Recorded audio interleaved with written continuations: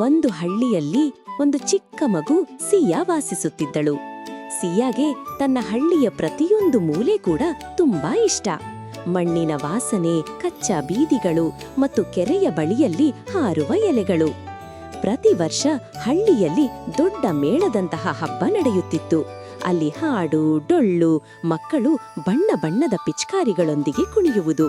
ಈ ವರ್ಷ ಸಿಯಾ ಬಹಳ ಖುಷಿಯಾಗಿದ್ದಳು. ಆದರೆ ಅವಳಿಗೆ ಒಂದೇ ಒಂದು ಚಿಂತೆ. ಅವಳಿಗೆ ಹೊಸ ದುಪ್ಪಟ್ಟ ಇರಲಿಲ್ಲ. ಹಬ್ಬಕ್ಕೆ ಎಲ್ಲರೂ ಹೊಸ ಬಟ್ಟೆಗಳನ್ನು ಧರಿಸುತ್ತಾರೆ. ಸಿಯಾ ನಿಧಾನವಾಗಿ ಅಮ್ಮನಿಗೆ ಕೇಳಿದಳು, ಅಮ್ಮ, ನನಗೊಂದು ಚಿಕ್ಕ ಹೊಸ ದುಪ್ಪಟ್ಟ ಸಿಕ್ಕುತ್ತದಾ?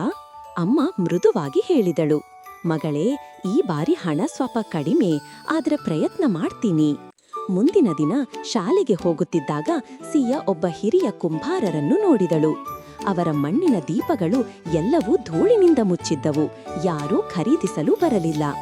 ಸಿಯಾ ಕೇಳಿದಳು, ಚಾಚಾ, ನಾನು ನಿಮಗೆ ಸಹಾಯ ಮಾಡಲಾ? ಅವರು ನಗುತ್ತಾ ಹೇಳಿದರು, ಹೌದು ಮಗಳೇ, ಖಂಡಿತ. ಸಿಯಾ ಎಲ್ಲಾ ದೀಪಗಳನ್ನು ಚೆನ್ನಾಗಿ ತುವಗಿ ಅವುಗಳನ್ನು ಸುಂದರವಾಗಿ ಅಲಂಕರಿಸಿ ಮಕ್ಕಳನ್ನು ಕರೆದು ಹೇಳಿದಳು, ನೋಡಿ, ಎಷ್ಟು ಚೆನ್ನಾಗಿವೆ ಈ ದೀಪಗಳು.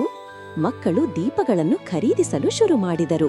ಸಂಜೆಗಾಗುವಷ್ಟರಲ್ಲಿ ಎಲ್ಲಾ ದೀಪಗಳು ಮಾರಾಟವಾದವು. ಕುಂಬಾರ ಚಾಚಾ ತುಂಬಾ ಸಂತೋಷಪಟ್ಟರು. ಅವರು ತಮ್ಮ ಚೀಲದಿಂದ ಗುಲಾಬಿ ಬಣ್ಣದ ದುಪ್ಪಟ್ಟಾವನ್ನು ತೆಗೆದು ಹೇಳಿದರು, ಸಿಯಾ ಮಗಳೇ, ಇದು ನಾನು ನೇಯ್ದದ್ದು, ಹಬ್ಬಕ್ಕೆ ನನ್ನಿಂದ ಉಡುಗೊರೆ. ಸಿಯಾದ ಕಣ್ಣುಗಳು ಸಂತೋಷದಿಂದ ಮಿನುಗಿದವು. ಹಬ್ಬದ ದಿನ ಸಿಯಾ ಎಲ್ಲರಿಗಿಂತ ಸುಂದರವಾಗಿ ಕಾಣುತ್ತಿದ್ದಳು.